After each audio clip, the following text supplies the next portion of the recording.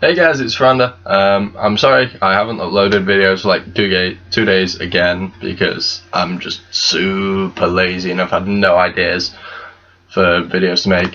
And then, whilst being lying on my bed this morning, I was given a suggestion for an idea by my friend Kat, and also one like just came to mind because I was watching videos which remind me of shit.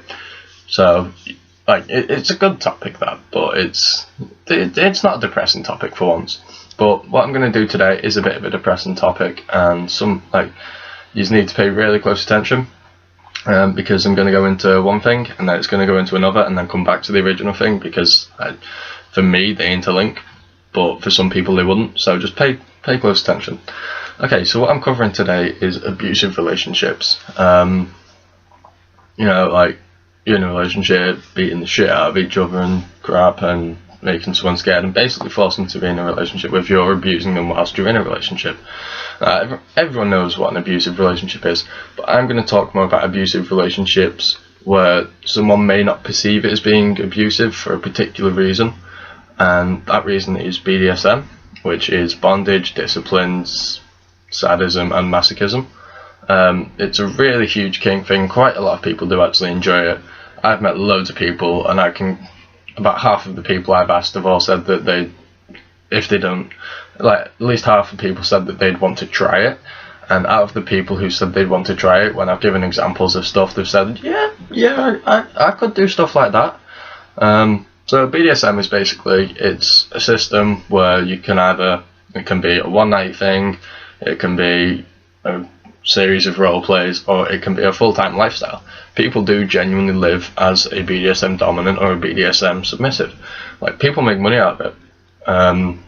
So basically, in its most simple form, BDSM is a sexual kink, but when you take it into more of the higher forms, it's not really as sexual as such, but it can be. So it's stuff like tying people up, causing pain for sexual reasons. There's there's things like choking. People don't know how to do it properly all the time, which is why it can be quite dangerous. But basically, the way I'll make an entire different video based around what BDSM is, just to explain this. So I'll probably end up making 3 videos today, because I really want to explain what BDSM is, just to complement this video.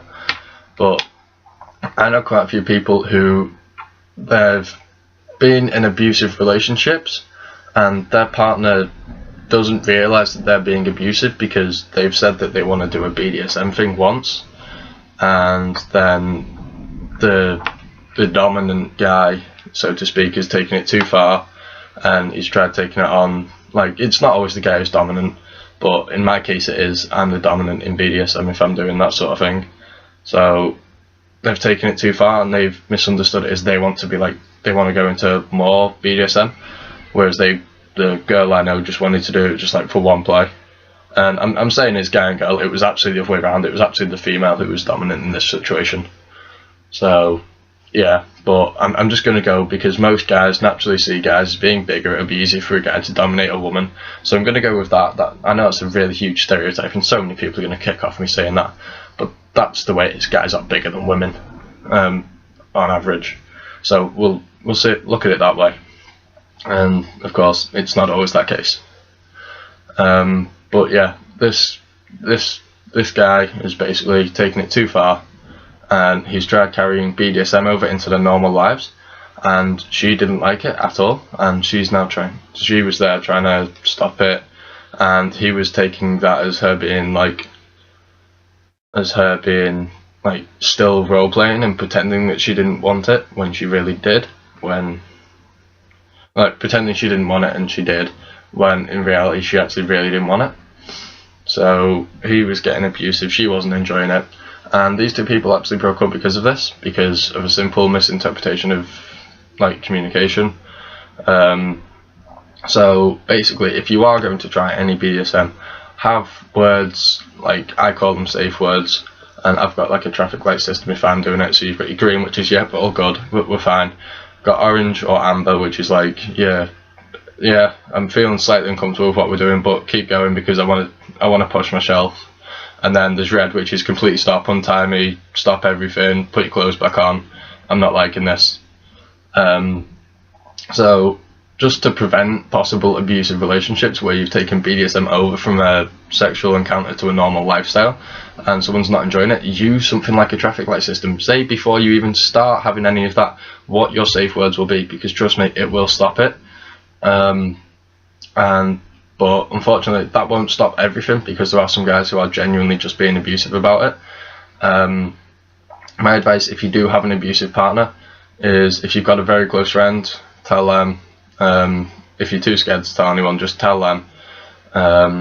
Tell some, or message someone completely random. I mean, there's multiple ways to contact me. I think there's a few links on my latest video for my Skype, and I think there's one, I'm not sure if there's another one, but there's definitely my Skype on there, and you can contact me on my Skype anytime. Well, anytime unless I'm asleep. If I'm at home on my computer, you will reach me on Skype, so you can speak to me there.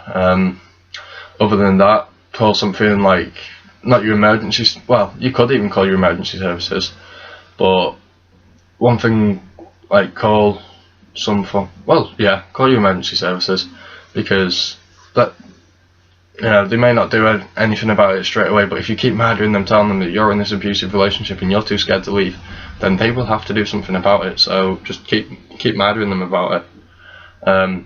And obviously the most practical is tell them no, we're over, go.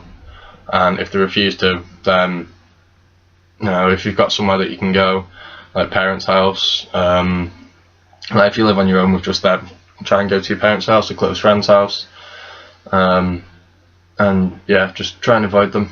So yeah, I'm not too good with abusive relationships in that sense. I am more really into the BDSM types, because I'm into BDSM myself, so I know quite a bit about it.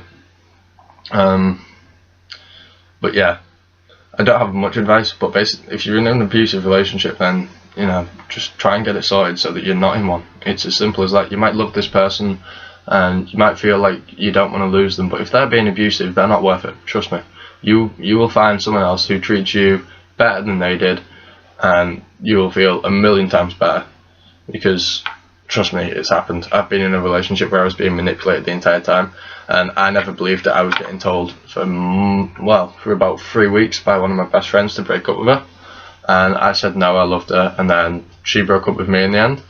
And it got to the point where my best friend, because he's blunt with me, he's very much like me, and that's what I respect about him, he said to me, you know what, no, I do feel sorry for you, but I'm glad that you broke up. And I appreciated him for that. I respect my mate a lot because he's blunt with me, and I know he'll tell me the truth every single time I ask him something. Yeah, he might see this video, he might not, but he'll know who he is. He'll know who he is. I've known him forever. He's my longest standing friend, and he always will be my friend.